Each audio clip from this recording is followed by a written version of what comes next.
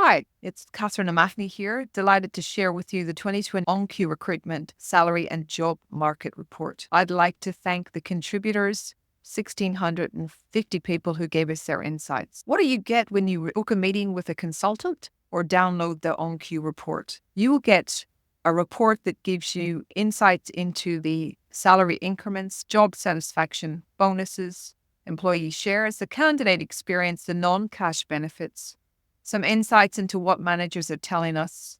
How is the talent acquisition market going? What's the job satisfaction looking like?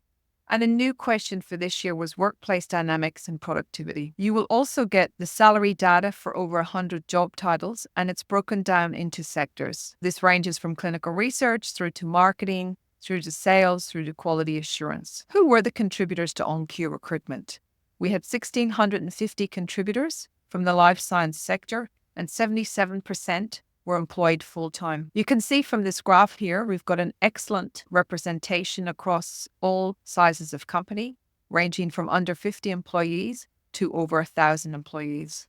You can also see this year we had 41% who identified as male and 56% who identified as female. When you access the OnQ Recruitment Salary Survey Market Report, we give you insight into the remuneration and the benefits that the 1,615 contributors are telling us. What were the pay rises for 2024? The 1,650 contributors indicated to us that this year, the most common pay rise was between 2 and 4%. You can see by this graph here that the light blue, that over 26% of contributors received a 3% increase. Additionally, you'll see that the market has changed in that more contributors were getting less than 5%, so there's been a pullback, but more got a pay rise when compared to last year. Why do people not get a pay rise, you might ask?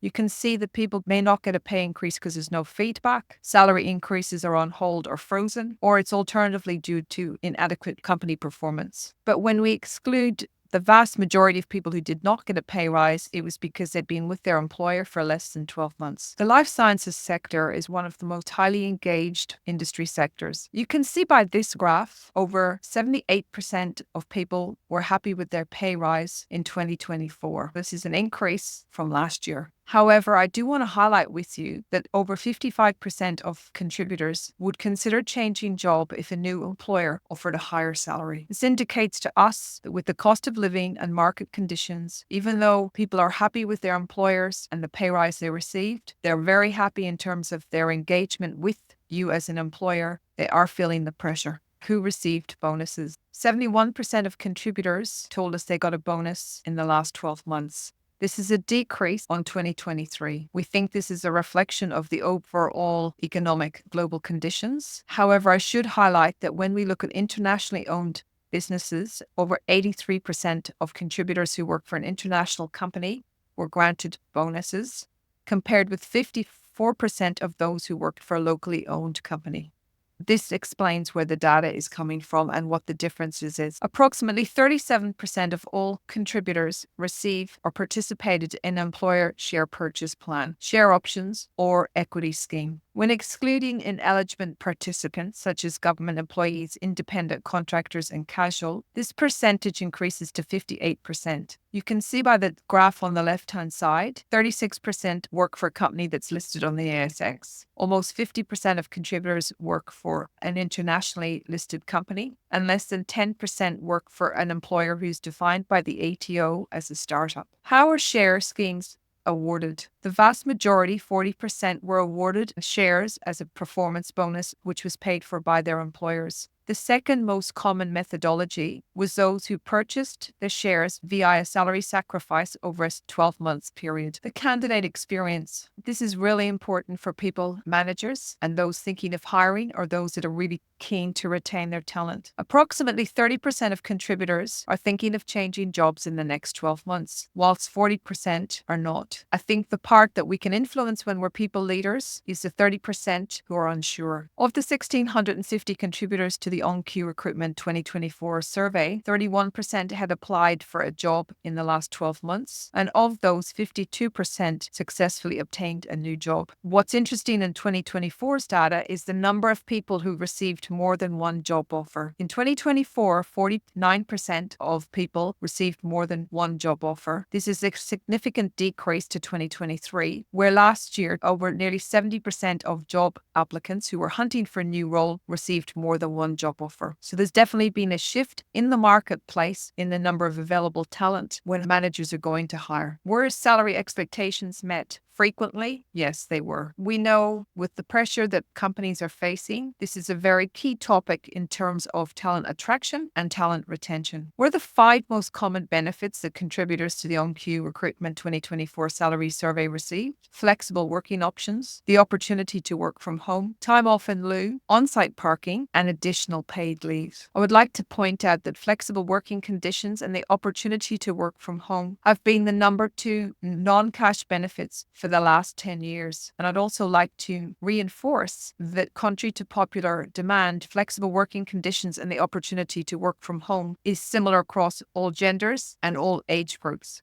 What are the top benefits that are most valued by employees? Flexible working options and the opportunity to work from home, no surprises there. Subsidized health insurance. This is something that if your organization is in a position to negotiate or include in the salary packaging or do a discount, it is in the top 3. Time off in lieu and further studies paid for by employers. I would like to say that the further studies paid for by employers is very specific on an age base, and we notice that this is very desirable to those under 35. So if you're contemplating strategies to retain your existing talent or attract more, it may appeal to the demographics who are 35 and below. This seems to be very valuable to them. What does the talent landscape in 2024 look like in the life sciences sector? When you receive a copy of the OnQ Recruitment Salary and Job Market Report, the recruitment consultant will go through this in detail with you to give you the insights. Managers are telling us that they're planning to increase their permanent headcount in the next 12 months, 36%. This is excellent news when we compare it to 2023, which was at 30%, but was very divergent depending whether you were locally owned or internationally owned. You can see very positive news, but the second bar chart that who's intending to decrease their permanent headcount has dropped from 18% to 8%.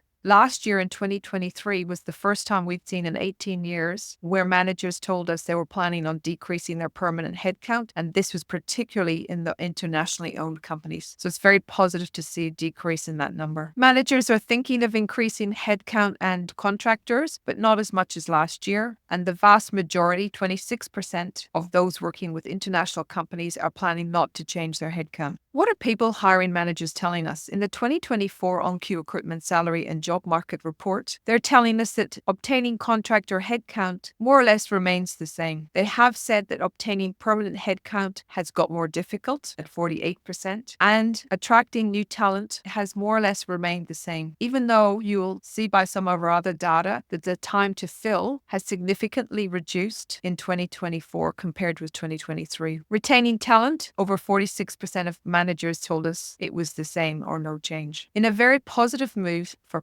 people and hiring managers, the time to fill vacancies has dropped significantly from 2023 to 2024. The majority of people are filling their job in 6 to 10 weeks or in less than 5 weeks. And this is a fantastic improvement which will remove the stress and pressure when people have a new headcount or have lost some talent. Our recommendation to hiring managers is, in light of these new market conditions, to recommend that your internal hiring processes are smooth and efficient to take advantage of the top talent who are responding to your job advertisement and your recruitment strategies. We asked hiring managers, did any candidates decline your job offers? 48% said yes. This has dropped significantly from 2023, which was sitting at close to 70%. We asked, why did they reduce or decline a job offer? 50% received a job offer from a competing company, and 31% received a job offer from their current employer. So we're seeing this more frequently, that when an employee goes to resign, their manager is able to negotiate a pay increase for them that they may subsequently not have been able to do. What are companies doing with respect to talent acquisition? We've seen some real changes in the 2024 landscape. There's been renewed, continued optimism to train more entry-level people. Companies are less prepared to sponsor overseas talent. That's dropped from 30% last year to just above 10% this year. I'm really pleased to see that the reallocation of work has dropped from 20% to 11%. And companies are less likely in 2024 to have engaged engaged or hired independent contractors. So what else are they doing? Some new questions we asked. Yes,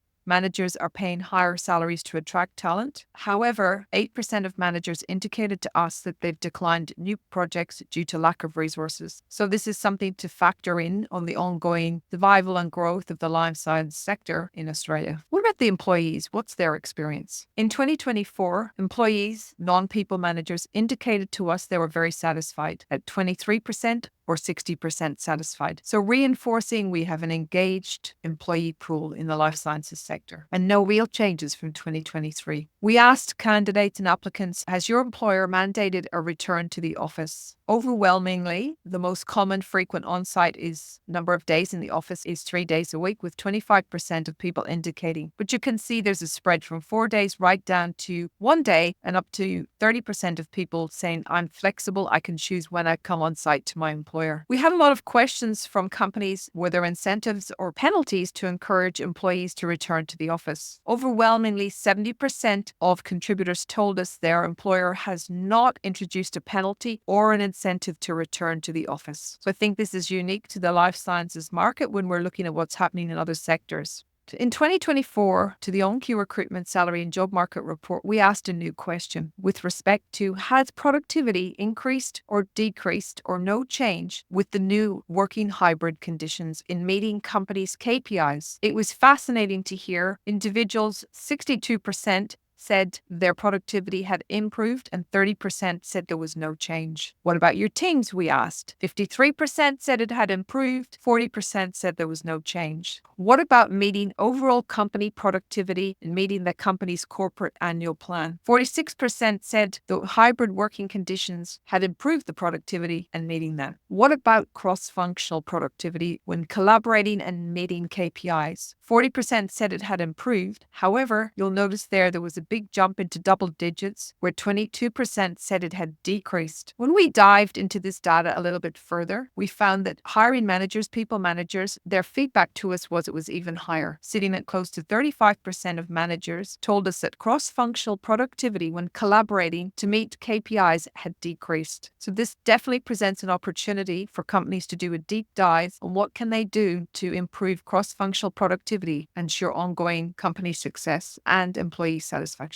When you download or book a meeting with an OnQ recruitment consultant and get access to our 2024 Salary and Job Market Report, you'll get access to the data from over 100 job titles from 1,600 contributors. I'd like to share with you that this data is contributed by individuals and not by company. We cover all the industry sectors that you can see here in the middle, light blue column, ranging from animal health down to pharmaceuticals, OTC, and consumer. The functional areas in the data that we include ranges from clinical research and biometrics down to quality assurance, regulatory affairs, and sales and marketing. How do we slice and dice the data? We ask people to tell us their total remuneration. We ask them to tell us their bonuses. We break it down into the median and the first and third quartile. You may notice as you go through the OnQ recruitment salary data that there are some blank cells. This is deliberate and not an oversight. When did the salary survey open? We opened the 2024 OnQ recruitment salary and job market survey on the 18th of May and we closed that on the 30th of June. If we look at the data for clinical research and biometric as an example, this is the same format across all our sectors. You can see we're very transparent and you know how many contributors, 240 were for this sector. You'll see on the left-hand side, we have the job title. We separate the first quartile, the median, and the third quartile. And then you can see what the contributors told us, the bonuses that they received for 2024. And where we gathered data on car allowances, you can see what the median was. So thank you to the clinical research and biometric sector that contribute to lead the way in terms of the number of